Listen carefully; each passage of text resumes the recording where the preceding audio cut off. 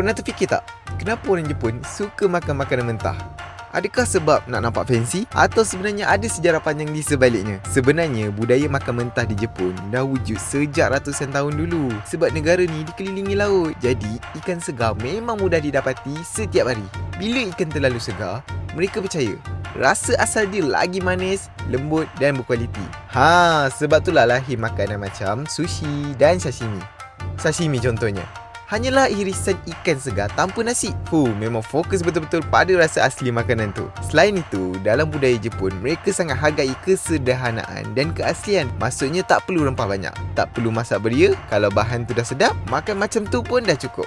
Tapi jangan salah faham, bukan semua orang Jepun makan makanan mentah setiap hari. Banyak juga makanan mereka yang dimasak. Contohnya macam ramen, tempura dan kari. Senang cerita, mereka bukan suka makanan mentah semata-mata, tapi mereka suka rasa asli sesuatu makanan. Kalau dekat sini, ikan baru naik bot pun, kita dah fikir nak goreng kunyit.